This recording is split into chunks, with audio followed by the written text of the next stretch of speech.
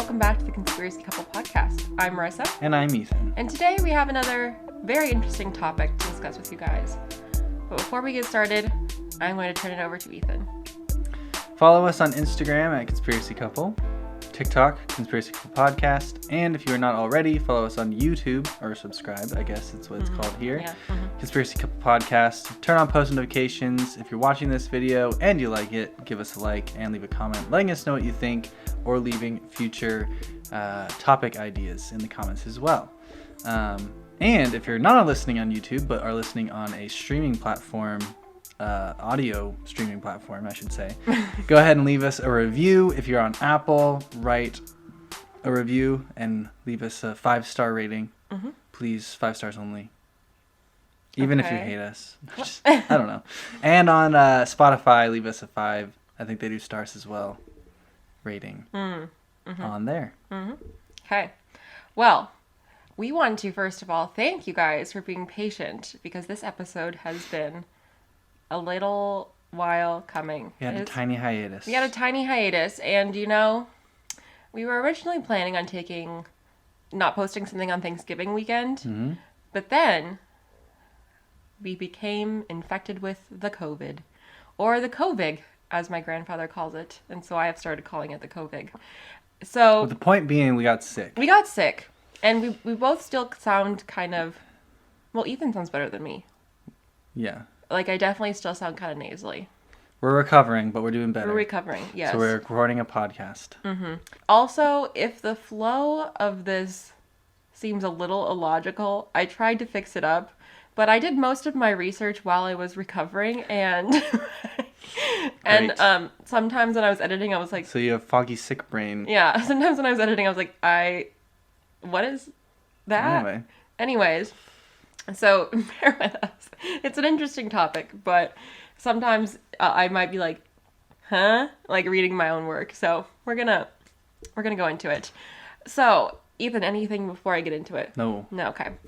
So this week on the podcast, we are going to be discussing the mysterious Bilderberg Group and some of the theories surrounding what may be going on there. But before we get started, as always, Ethan, have you ever heard anything about the Bilderberg Group? I have never heard of the Bilderberg Group. Okay. So officially, the Bilderberg meeting, or the Bilderberg Group, is a group of people that meets once per year for 3 days, and it comprises of political leaders from Europe and North America. And what they say they do is foster informal discussions between leaders of each country about major issues that are ongoing. So this sounds similar to the camp, what was it called? With all the people that Bohemian Grove. Sounds a little bit like Bohemian Grove, although potentially less shady. So Bohemian Grove, like, the purpose of Bohemian Grove, as they list it, is for people to get together and have fun. Right. And unwind. And this is more of like a business This meeting. is not a business. It's very strange. So, like, I'll explain it a little bit more. It's more formal while still not being formal. Right. So this is similar to Bohemian Grove, but Bohemian Grove is very secretive. Is this as secretive as Bohemian Grove? Yes, but they say they're not. Okay. So there's the above the board Bohemian Grove essentially. Kind of, is yeah. what it sounds like. So, and Bohemian Grove was just American politicians. Yeah, it's pretty much American politics. This is America and Europe. Yeah. Or the U.S. and Europe. Okay. So the leaders that come to the meetings are the heads of different industries. Those are politics, different other like working industries, finance, labor, academia, and the media. 2/3 of the participants come from Europe. Makes sense. Europe's pretty big. About 130 people attend each year. And this has been going on since 1954. So the group was formed in 1954 out of a concern that European and North American leaders weren't working together enough to work on these shared interests. Okay. So the first meeting was held on May 29th to May 31st in 1954 in the Netherlands, and it was held to discuss some of the concerns and societal trends that had arisen following World War II, as well as to garner relationships between the nations in the Cold War and hopefully prevent another World War. Makes sense. So According to famous conspiracy theorist and researcher into the group, David Icke, you should have heard that name. We talked about him a lot in our Reptilian Elite episode. Does not ring a bell. Anyways, so he's a very famous conspiracy theorist. That was 60 episodes ago. That's true. So after World War II, the culture was shifted to have more of a global focus as opposed to national focus. And the Bilderberg Group was meant to foster or bring people to form a common global policy. So like before World War II, it was like... So like a one world order. Originally, the guest list was to contain 2 delegates from every nation, and 1 delegate would represent a more liberal point of view, and 1 delegate would represent a more conservative point of view. Send us 2 representatives from opposing parties. Yes. To give us a more like full-scale view of... Yeah. Okay. So it was first proposed by Prince Bernhard of the Netherlands and was held in the Bilderberg Hotel in Holland, hence where the name came from.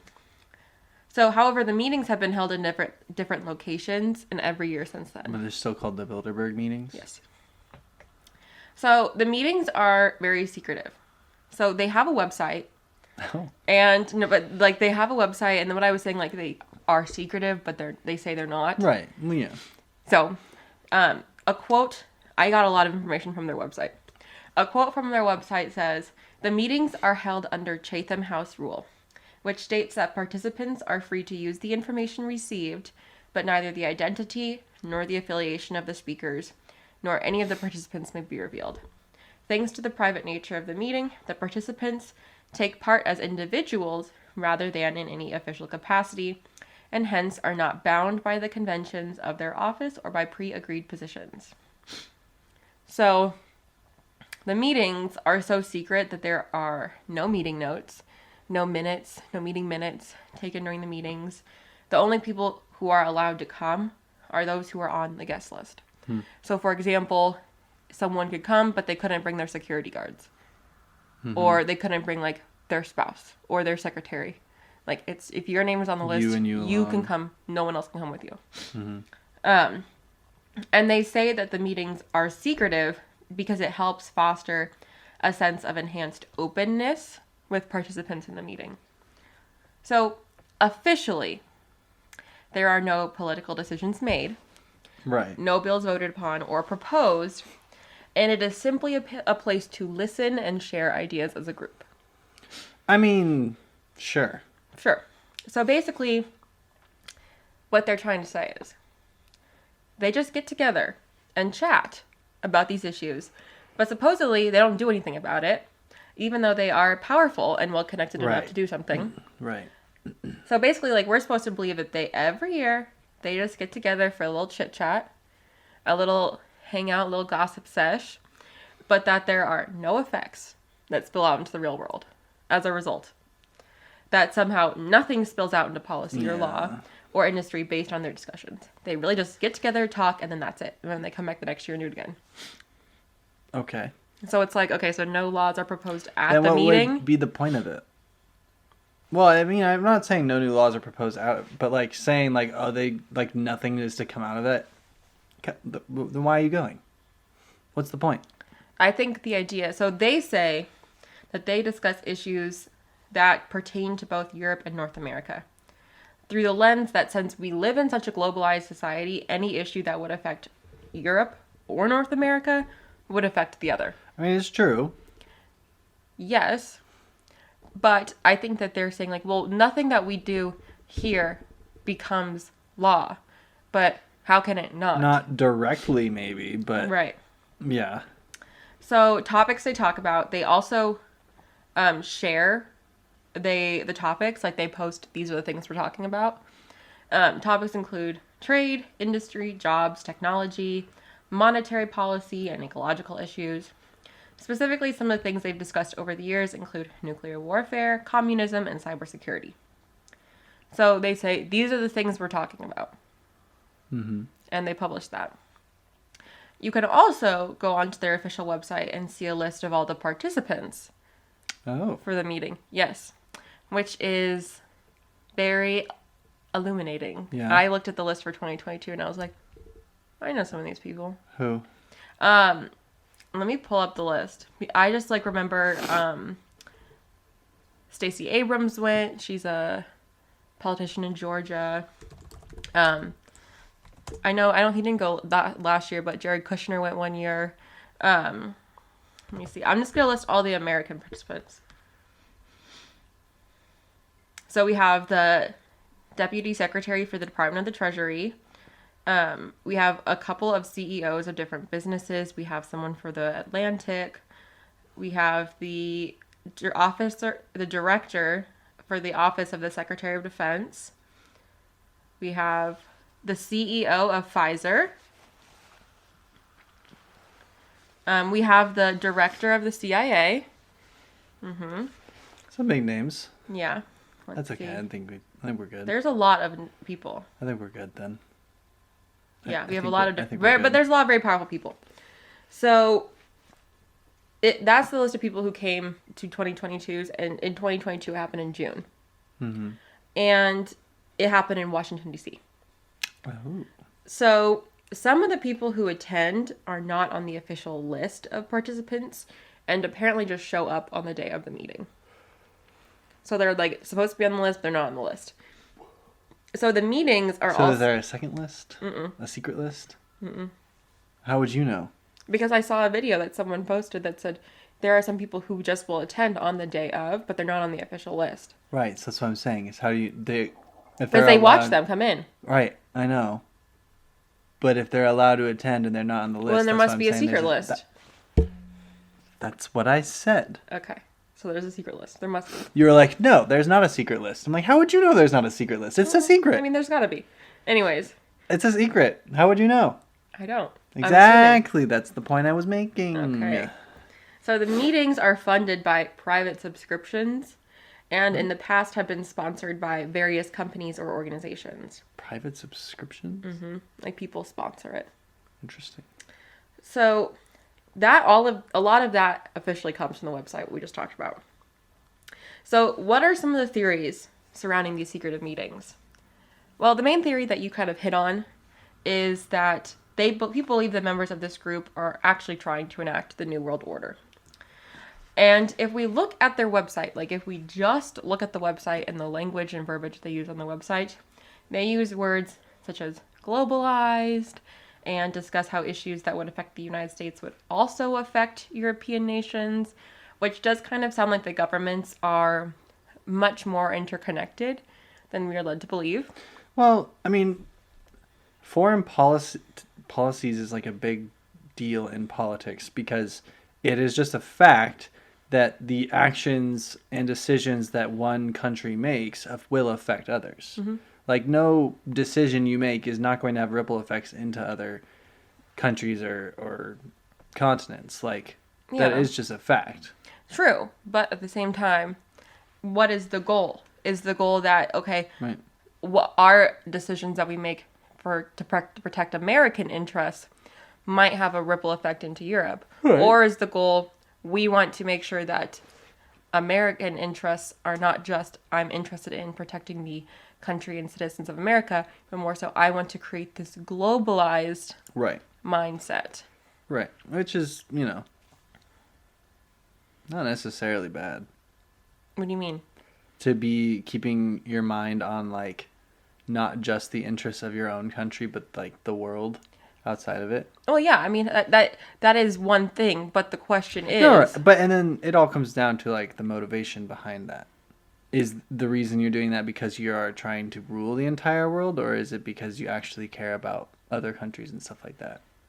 Right. I do think, though, that people, when we're talking about politicians and heads of countries, I'm not thinking, oh, they just want to make sure that everyone's safe. Well, when I think of politicians, I generally don't think they actually care that much about the well-being of the people in their country more than they care about their own career. True. But there is the question of, like, how much should countries be investing in other countries' interests over or to the detriment of their own country's interest? Right. Which is an argument. Mm-hmm. So one of the founders of the group was quoted as saying, To say we are striving for a one-world government is exaggerated, but not wholly unfair. Those of us in Bilderberg felt we couldn't go on forever fighting one another for nothing and killing people and rendering millions homeless. So we felt that a single community throughout the world would be a good thing. I mean... So he's saying, like, to say that we want to have a one-world government, yeah. I mean, yeah. Like, he said it's exaggerated, but it's not wrong. So what he's saying is... So is it exaggerated? Right. Like, he's like, well, it's exaggerated, but it's true. So it's not exaggerated then. Yeah. And I think it's very... Notice how he shifts the thing, right? He says, it's exaggerated, but it's not unfair to say that's what we want. We realize that it's, like, it's not good for us to go on and continue killing each other. Well, yeah, but okay, that's not the same thing. It's not the opposite of a one-world government. Right, like, to say, like, we want to avoid a future world war, yes, of course we do. That's not the same thing as saying, like, we want countries to work in, like, not wanting a world war is more countries work in harmony together with their own shared interests and their own shared, like, leadership. But he's saying, but we do want a one world government. So it's kind of like he's saying, in order to have no more world war, we have to have a one world government. Yeah. Like, those two things are not the same. Yeah. But yeah, I think that quote is very... It's weird. It's very, like, revealing. It's like, does he understand what people mean when they say a one world government? No, I think he does. We'll see. To say that we want to have a one world government, they're exaggerating, but we do.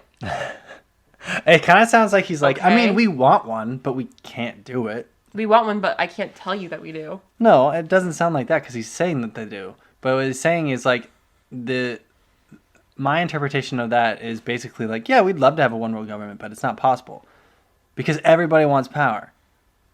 I don't think that's especially politicians. Because to me, he's saying, yeah, it's exaggerated, but it's not unfair to say that's what we're after. That's what we're striving for. But because we think it's not reasonable to think that we're going to go on and keep having world wars. It's like those, you know what I mean? No, what you just said made no sense. No, okay, so he's saying it's to say that we are striving for a one world government is exaggerated, but it's not unfair. Like, he's saying we are striving for that. And we are striving, like, he's almost saying, in order to prevent further world wars and millions of people dying, which is very, like, exaggerated in and of itself, we have to have a world war government. I have no idea what you're saying. Yes. Other people get it. He's saying, in order to not have people die, we are striving for a one world government. Okay. Which seems kind of like, yes, it's like we don't want that, but that's very exaggerated. Anyways. So people also think that this group are really the people behind the scenes, like running the world and deciding who is in power. And they've been called secret kingmakers. So some proof cited for this is Bill Clinton attending the meeting in 1991, which is before he was elected president, as well as Tony Blair attending in 1993, before he was elected Prime Minister of Great Britain. And we have also had many princes of European nations, such as now King Charles. He has attended. It's still very weird to say King Charles. But how is that a kingmaker thing? Because they're always, like, the line... That doesn't make... Yeah, but it's ensuring the progression of power. I mean, it's not so much a thing anymore as it was, like, in the earlier days. But, like, ensuring that there was no threat to the line of succession. That was a big thing. So King Charles has come, the Prince of Greece and the Prince of France has come. We also had the Prince of the Netherlands that started this whole thing. Former Secretary of State Henry Kissinger has also attended multiple times, including the 2022 meeting. And he is a big figure in conspiracy theories. David Rockefeller has also attended many times. He's also a big name in conspiracy theories. And we talked about the Rockefeller family in one of our past episodes about the 5 families that rule the world. And the members of this group are some of the most powerful and influential people in Europe and North America, And we know that they control. Like, they are the heads of the tech industry, the finance industry, the media. And so that's not a conspiracy theory. We know that they are the heads of these industries. But the question is, how much do they control? And how much are they trying to control? Because it's not just, we know they're in charge, but how much more power do they want? And many people believe that the group represents a global elite that is trying to push us into global tyranny. So they say they're working for the greater good. But of course, that begs the question, the greater good for who? And how are you working for the greater good if you supposedly don't act on anything you talk about at the meetings? So we're working for the greater good. Who's greater good?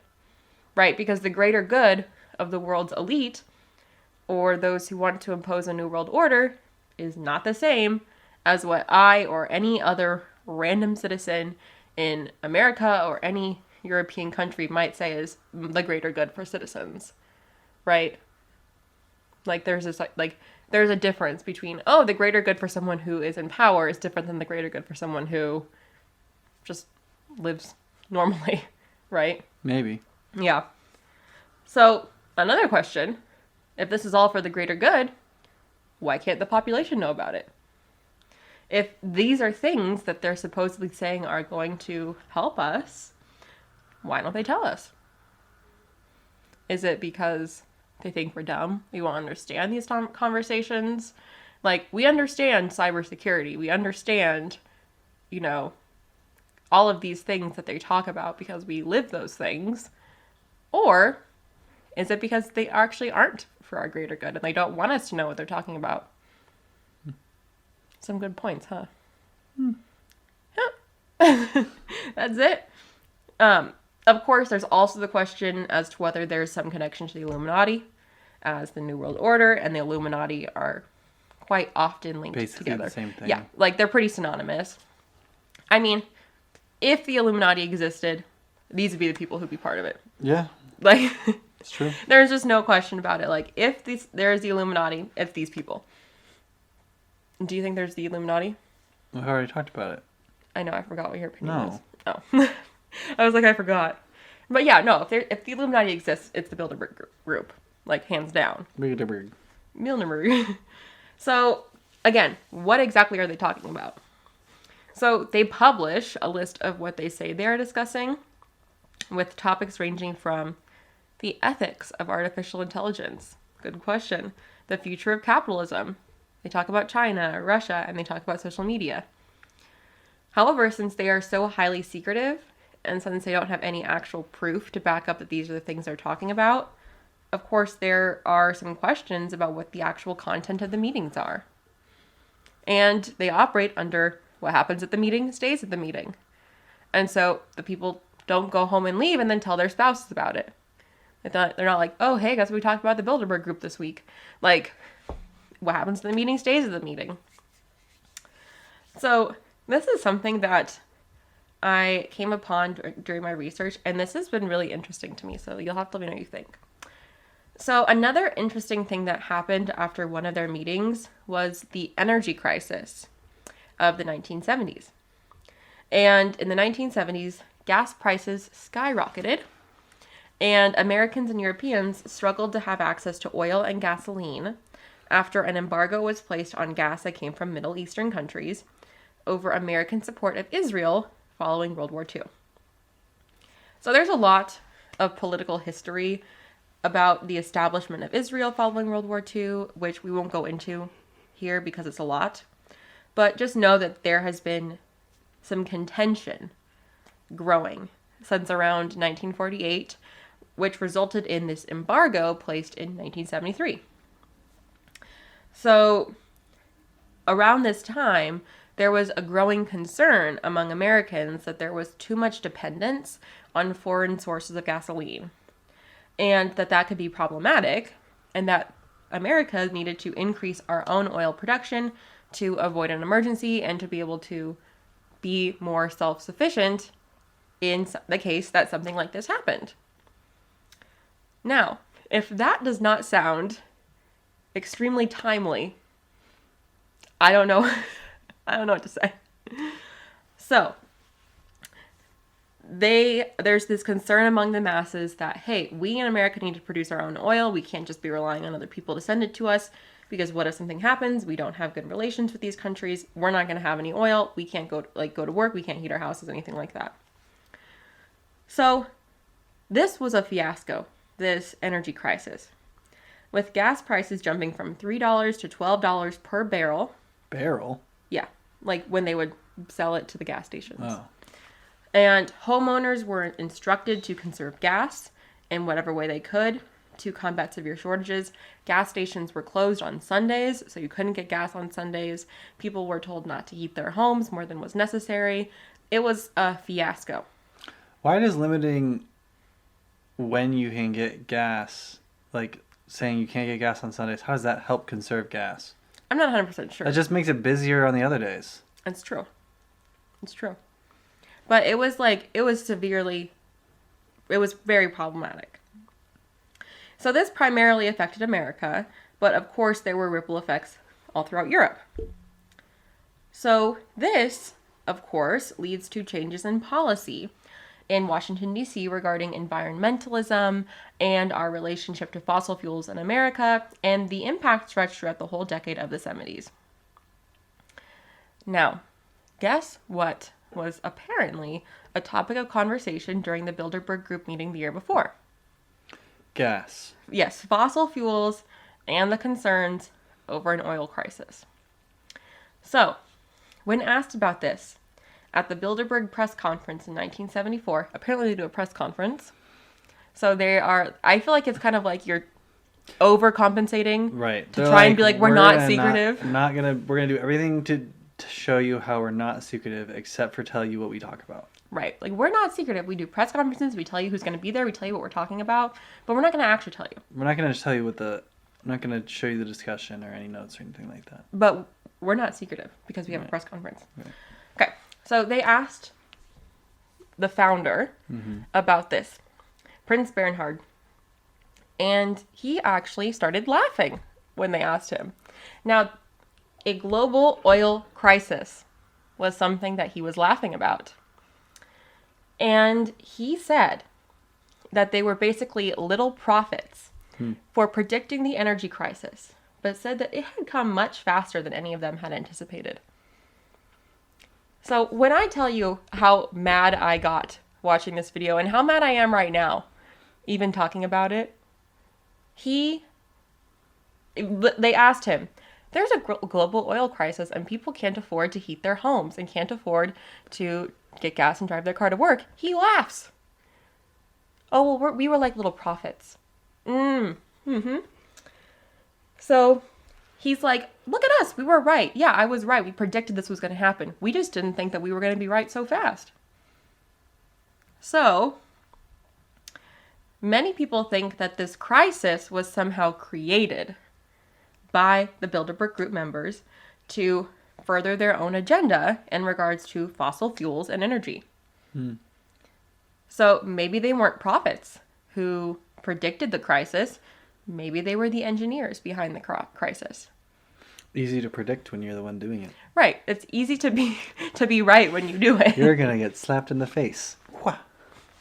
He didn't actually slap me, in case you guys were wondering. No, I felt like that was obvious. Well, I mean, for the video. You didn't react to it. But yeah, it's very easy to be right when you create the situation. Like, yeah. I'm going to have someone's over dinner. Well, yeah, because I predict that you plan that you're going to have that. That I'm going to breathe. You did it. There you go.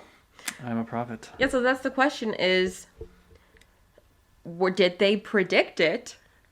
And did they just predict it really, really fast and really timely? Or did they make it happen? Well, what reason would they have to make it happen? Because of the legislation that was passed afterwards. Yeah.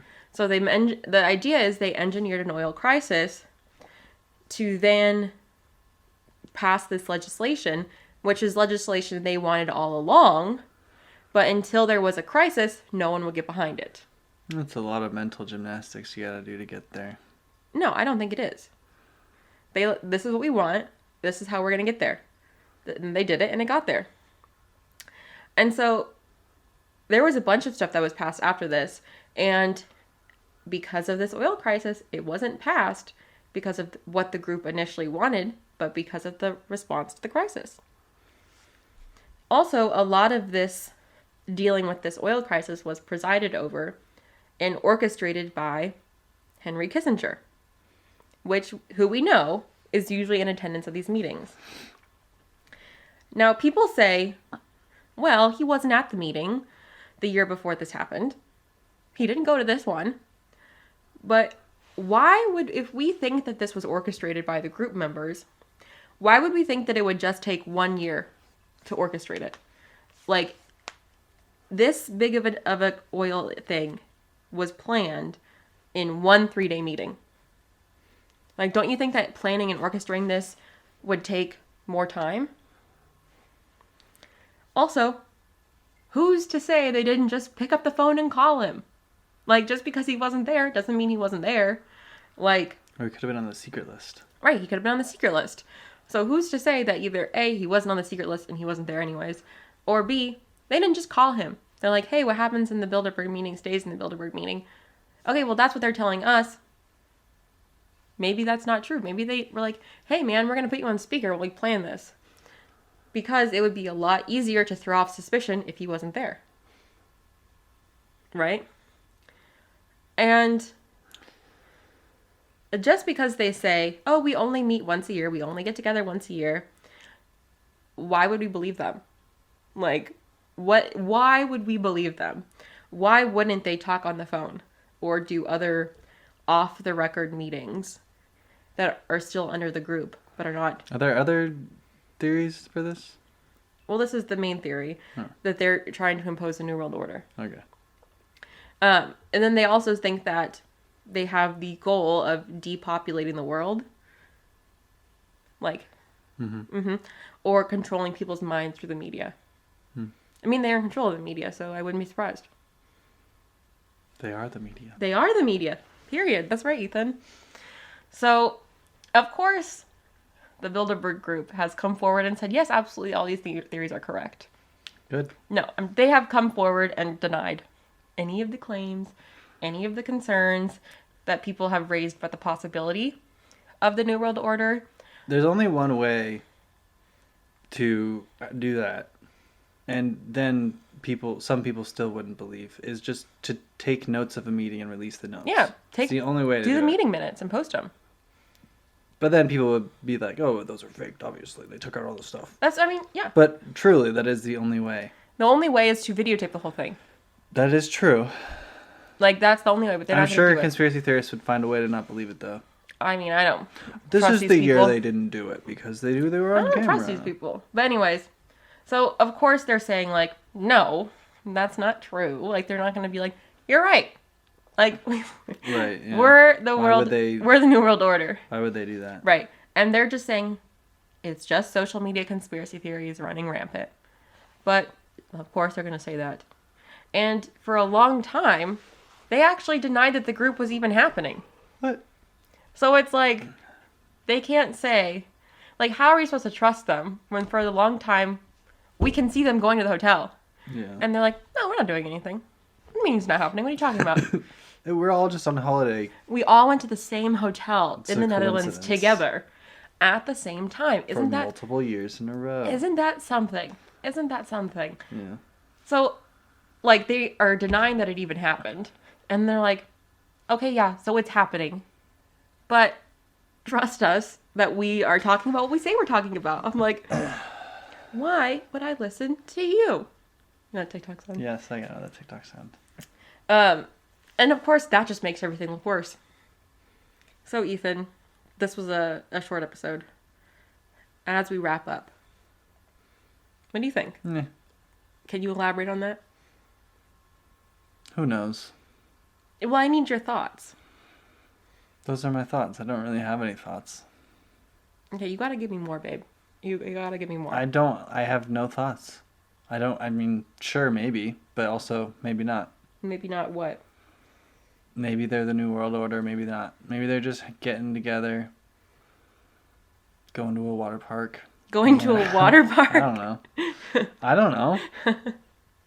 They're like, Nobody hey, let's go to the water park. I mean, they did meet in June last year. In the meeting, you can't know, so who knows? But wouldn't you know if you saw a bunch of these people at a water park? I mean, maybe. Maybe they have secret water parks that they're not telling us about. That's why they're not telling us what they do at the meeting. Because they don't want us to know about the water parks. Because they're better than regular I want to go to an adult water park. I do not. I do not want to go. No, you don't you can't swim. Why would you say that? Because it's true. Anyways, I'm gonna say what I think now. Okay, go ahead. I don't think they're going to a water park. I don't think they're going to any kind of a water park, theme park, amusement park, any of it. Yeah, those people don't really seem like the kind of people that have fun. Right, yeah. I don't think they have fun. I don't think they really understand what fun is. Politicians are boring. And they think they're not. And it's like, no, you are. Anyways, tell us what you think. Well, surprise, surprise, I 100% think that they are trying to impose the one world government. No question. If there was a group of people ever that was going to be trying to impose a new world order, it'd be these people. And I think that it's very suspicious that they're like, oh, well, this is what we talk about, but we're not actually going to share with you what we talk about. And the idea that they say... It is weird. Nothing happens as a result of these meetings. How could that possibly even be true? That is just a lie. Because if you go to a meeting, you're going to take away, at the very least, you're going to take away ideas. Right. So it's to say oh, nothing comes from these meetings. No, you're getting together, you're talking about things. People are going to get ideas or whatever. At the very minimum. So it's then what is the point of the meeting? Just to hang out? Right. Just go to a water park if you want to hang out. Honestly, go to a water park. And that's the whole thing is they say oh, we just get together to talk. Okay. Cool. Couldn't you do that on an official basis instead of an unofficial basis? The fact that it's it's definitely weird, but I don't know. It's just the idea that they're well, no policies change as a result of what we say. I'm that's absurd that you think that we're going to believe that. I feel if they were going to be doing some nefarious things, they would be better at actually hiding it. So this is probably just a cover-up, if anything. A cover-up of what? I don't know. The real meetings that are going on. Okay, so I think there's the Bilderberg Group and then there's the Secret Group. I feel I don't actually think that. I'm just coming up with reasons for you. I just feel if the one world government exists, they wouldn't be so bad at hiding themselves. I don't think that they need to be bad at hiding themselves because they have the media in their pocket, they have industry in their pocket, they have every single person that can possibly quelch any concern. Well, we post on YouTube. Are we on the media? Are we in their pocket? Definitely not. This podcast is brought to you today by the Bilderberg Group, and our first sponsor. Here's the thing. So it doesn't matter if they're hiding it because they control the people who talk about it. Including us. And if that Thank you to our sponsor, the Bilderberg Group. And if that doesn't work, they just gaslight the public. Oh, what? Yeah. You think that we're doing this? They're not doing anything. You're wrong. Stop it. You're annoying. I've been sponsored by the Bilderberg Group. You're annoying. Marissa has not, but I have. No, definitely not. But no, 100%. I think that they're sketchy. I think they're suspicious. I think they do control a lot. I think they're great people who hang out at a water park. Brought to you by the Bilderberg Group. Anyways, what do you guys think? Sure, they're trying to rule the world. Do you like water parks? Me, I'm not trying. But anyways, yeah, what do you think? What do you think of this group? Do you think that they are suspicious? What if it's just a giant fantasy football league? Did they have fantasy football back in the 50s? I don't know. I don't know when they did. Football was around back then. I know, but did they have fantasy football? I mean, sure, it didn't look the same, but maybe. So you think King Charles is doing fantasy football? King Charles, Bill Clinton? They're getting together and doing a fantasy football draft? Probably not very good at it because they don't have football over there. They do, it's just different. No, they have soccer. So it's called soccer. Why would they do fantasy football if they don't even play football over there? I don't play football and I do fantasy football. Okay, but you did play football and you watch football. Maybe they do fantasy soccer. Okay, so you think it's a fantasy sports football. draft? Maybe. Okay, so do you guys think that the Bilderberg Group is a fantasy sports draft of some kind, a group that goes to a water park together, Do you think that they are just what they say they are, to people who like to hang out and chit chat and do nothing about it? Or do you think that they are nefarious, up Maybe to they some get bad together business? and talk about aliens. Then they need to put that in the minutes. Maybe they get together and talk about Bigfoot. And they cover Maybe it they up. get together and just listen to our podcast. They were fortune tellers. They maybe got our podcast early. They can get together and play the conspiracy Before couple. podcasts even existed in the 50s, they were listening to our podcast when we weren't even born yet. And our parents weren't even born yet. But they knew we were coming. Actually, I think my dad was born in 1955. Well, this was before then. That's The true, first meeting was 1954. 1954. Yeah. Anyways, let us know what you guys think. Bilderberg Group, thank you for listening. Rate us 5 stars. What did you just say? I said Bilderberg Group, thank you for You said listening. Bilderberg Group. I said Bilderberg. Ethan doesn't know how to pronounce Bilderberg. It's Bilderberg, that's what I said. And you're like, Bilderberg Group. I said Bilderberg. Anyways. Thanks for listening, Bilderberg Group. Rate us 5 stars and tune in again next week. Let us know what you guys think and what do you think is going on. Anyways, goodbye. Bye.